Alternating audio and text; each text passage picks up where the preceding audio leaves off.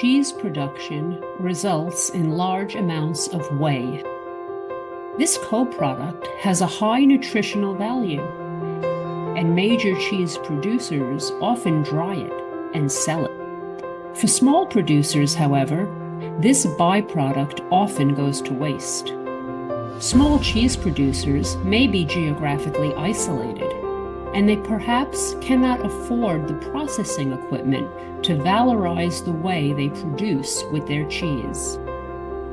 This results in economic losses and increases the amount of pollution sent to wastewater treatment plants.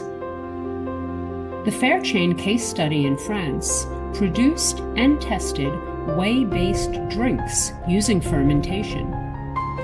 These drinks will allow the whey from small and mid-sized dairy processors to be valorized, turning the whey into nutritious drinks available in reusable bottles stored at room temperature are the keys to this zero-waste business model.